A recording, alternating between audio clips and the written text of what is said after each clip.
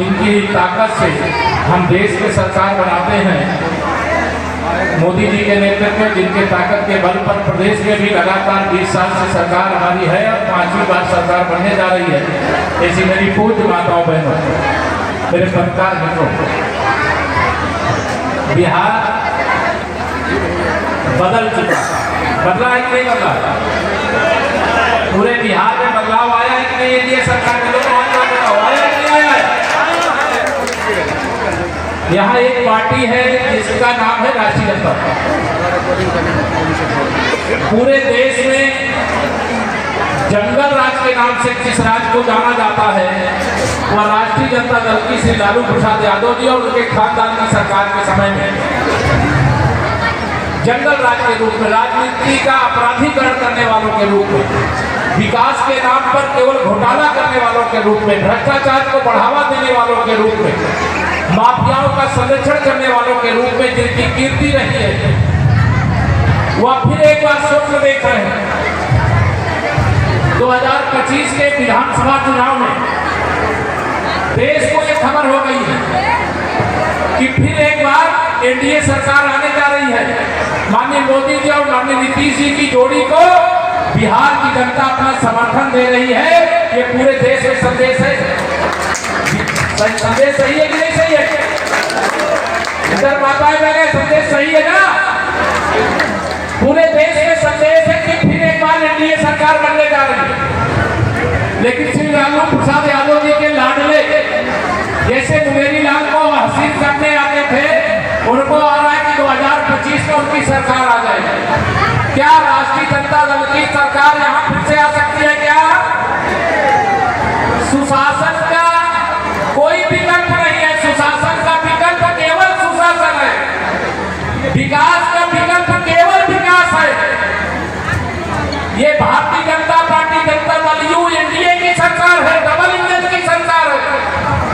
माननीय मोदी जी गरीबी के दलदल का जीवन क्या होगा वो जानते हैं और वह दुख दूर करने के लिए लगातार 13 वर्ष से तपस्या कर रहे हैं। प्रधान सेवक के रूप में, प्रधानमंत्री के रूप में वह एक दिन का भी अवकाश लिए बगैर गरीबों के कल्याण के लिए, महिलाओं के सशक्तिकरण के लिए, युवाओं के उज्जवल भविष्य के लिए, किसानों की आमदनी बढ़ाने के लिए और गांव-गांव में, अभी मैं यहाँ पूछ रहा था, हमारे सब वरिष्ठ नेतागण बता रहे थे, पहले यहाँ आने जाने की सड़क भी नहीं थी, दोनों हाथ में लगाओ, सड़क नहीं थी।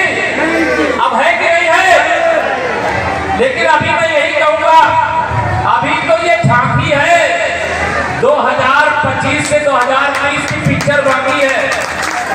अभी तो और कुछ होने वाला है और इतना होने वाला है कि पहले बिहार के लोग देश के अलग अलग राज्यों में जाते थे। आप देखना इसी बिहार के अंदर देश के अलग अलग राज्यों से लोग आकर के देखेंगे, यहाँ रोजगार तलाशने का काम करेंगे। जैसा काम मैंने अभी जब यहाँ आया सुना, यहाँ अनेक योजनाएं जिनका मैं वर्णन करूंगा तो लगेगा कि मैं सूरज को दीपक दिखा रहा हूं। आप उसके स्वयं लाभार्थी हैं। ये बिहार की 1.25 करोड़ माताओं बहनों को अपना रोजगार स्वयं खड़ा करने के लिए, केवल घर के चूल्हा चौके में व्यस्त रहने वाली माताएं बहनें नहीं है, वह भी अपने दम पर कमाई कर सके। इसके लिए बिहार की 1.25 करोड़ महिलाओं के खाते में 10,000 रुपया भेजा गया। भेजा गया कि नहीं भेजा गया? अब पहले जब ये कांग्रेस और लालू यादव जी वाली पार्टी, राष्ट्रीय जनता दल या सरकार में होते थे, अगर 10,000 भेजते तो 1,500 रुपया आपको मिलता। 8,500 रुपया श्री लालू यादव जी और श्रीमती सोनिया गांधी जी के पार्टी के नेताओं की जेब में चला जाता। मोदी जी ने ऐसा काम किया जब पहली बार प्रधानमंत्री बने, प्रधानमंत्री जनधन योजना का खाता खुलवाया। कोई बिचौलिया दिन में छोड़ा नहीं, चाहे दिल्ली से पैसा भेजा जाए, चाहे पटना से पैसा भेजा जाए, सीधा आपके खाते में आता है कि नहीं आता है? आता है। दोनों हाथ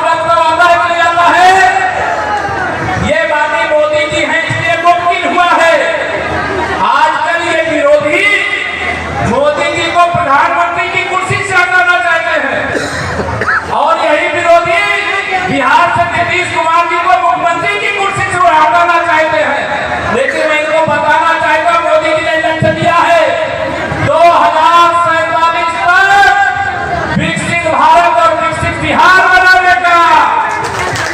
अभी 2047 तक नो वैकेंसी, अभी न तो मुख्यमंत्री की कुर्सी खाली है और न प्रधानमंत्री की कुर्सी खाली है। विकसित भारत बनाना है, संपन्न भारत बनाना है। वैसे नेता को मैं अभिनंदन करता हूं। आज हमारे जनसभा के अध्यक्षता कर रहे अध्यक्ष संचालन करता सुभाष जी, मंच पर हमारे आदरणीय केशव प्रसाद मौर्य जी, आदरणीय संजयलाल गुप्ता जी, उनका भी मैं बहुत बहुत धन्यवाद करता हूं।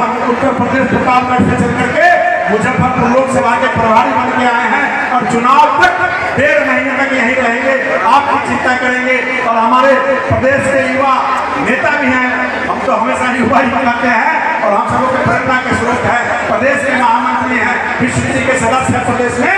वैसे भाई हमारे राजेश वर्मा जी मन पर उपस्थित, हमारे सभी पूर्व विधायक, सभी पूर्व MLC, सभी हमारे पार्टी के पदाधिकारीगण, सभी प्रदेश के हमारे पदाधिकारीगण, सभी जिला के पदाधिकारीगण, सबों का मैं इस औराई के अमलौर की धरती पर हार्दिक स्वागत, अभिनंदन और चंद्रवंदन करता हूँ।